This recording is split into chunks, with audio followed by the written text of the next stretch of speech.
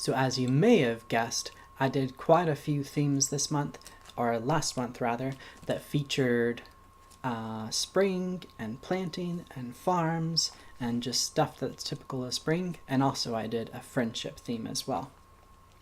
So one of the books that I liked is A Seed Needs Sun, and it's by Kate Riggs and illustrated by Fliamita Dogi. I have no clue how to say the illustrator's name, and I apologize. But I like this one because the pictures are so detailed and realistic. And I was able to ask the participants in the story time what some different things were, and they had fun naming the different items. And some things were unfamiliar, like a grub, or only some of them knew what the snail was. And it's just a beautiful book, a little bit small. It's a nice board book. An older book that I used and enjoyed was Growing Like Me by Anne Rockwell and illustrated by Holly Keller.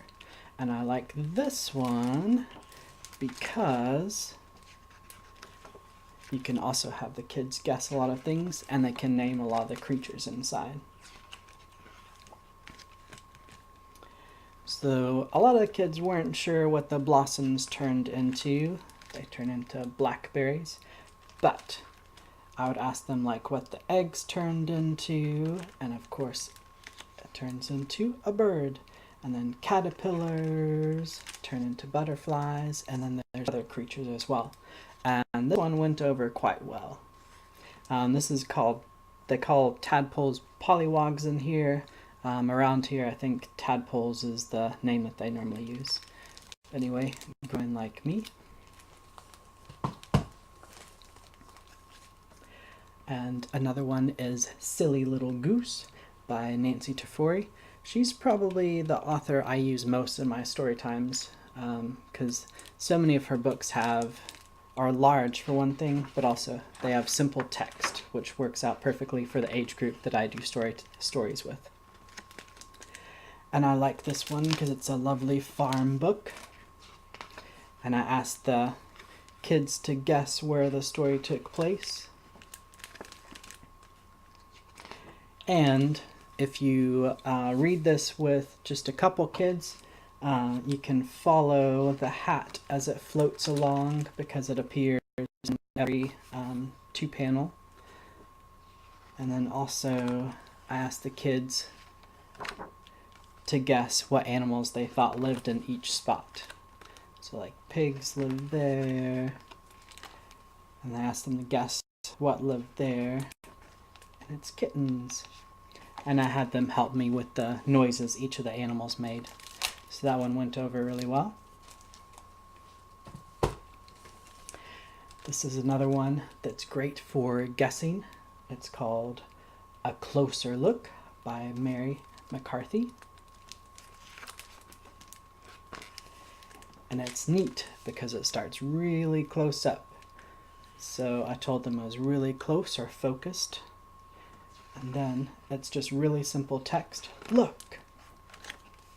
What do you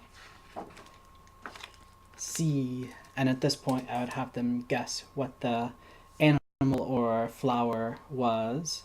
And of course, this is a bug or a ladybug. Some of them guessed ladybug on that picture. And then it goes also to a flower and a hummingbird and then a garden.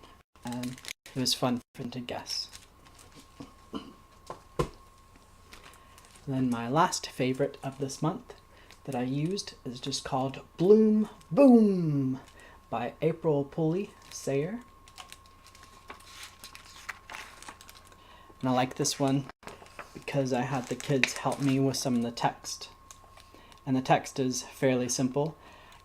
Every spring across the land, seeds sprout, stems pop out. And then every couple of pages, bloom, boom, are the words on the page. And I would have them help me say that. And I would go bloom and then do boom. And have fun with that. And the parents did as well. So those are my favorites for this month, and I hope you enjoy some of them and can incorporate them into your story time. Thanks for joining us, and I hope you benefited from some of the songs as well, as maybe sharing them with some of your little ones. And thanks so much. And later this month, like I said, we'll have a puppet show, and I'll try and do, I'm in grad school, so I might not always get this done, but I'm going to try and do one video a month that shares some of my favorite songs and books, and then one video a month that has a puppet show. Until next time, bye. I completely forgot to share my two friendship books that I really liked, that I used this month. The first is called The Big Umbrella, and it's something that you could use for friendship, or it's perfect for this time of year since there's so many spring showers. And it's kind of just about everyone gathering under a magic umbrella, and the umbrella throughout the book continues to get larger and larger, and you don't see the faces, but you can tell there's quite a bit of diversity, including little creatures and a dog and a fuzzy monster. And it's also cool because the book is by, our book and illustrations is by Amy June Bates, and her daughter helped her write the book, and her name is Juniper Bates.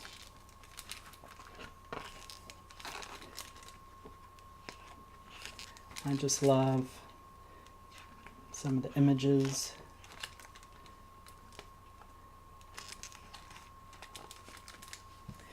So I asked at this point, do you think they're going to be able to fit under the umbrella?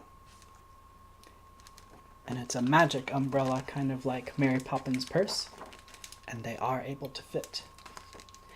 And I like it because it's very inclusive. It talks about how, like, it doesn't matter if you're tall or have 4 legs or 2 legs, or if you're hairy or wear a plaid, you're still able to gather under the umbrella.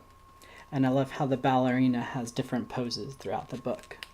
And then it ends with a park scene. Excuse me. A park scene. And these are all people that were gathered under the umbrella. And there's all sorts of people and creatures as well. So that's one that I really liked.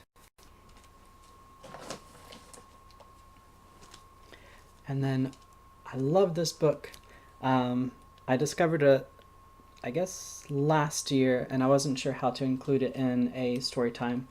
But it's called Beautiful, and it's about a bunch of girls, and it takes kind of your typical stereotypes about girls and kind of turns them on their head by their use of pictures. So from the front has beautiful girls, and they're all kind of nice and proper and cool looking and clean. But then it shows the back, and they're kind of all dirty and scuffed up, and they've marked up the wall and just made it their own and have their own style. And then it has beautiful girls move gracefully, but they're all playing sports.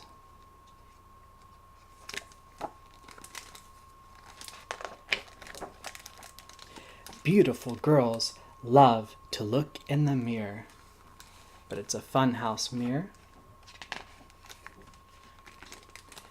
And to spend time with beautiful people, and having fun with each other, but performing for an older crowd. And I just love this book because it turns those phrases on their head, but also it has good diversity among the girls that are shown, including there's a couple girls in wheelchairs, and they're playing sports, and then another one is dancing. So it's showing that though they may have a disability or are differently abled, they still can do some amazing things. And this is by Stacey Malty, and it's illustrated by Joanne Lou Vernoff. And I'll put the names of the authors in the comments. So those are my two friendships books that I like this week, or this month.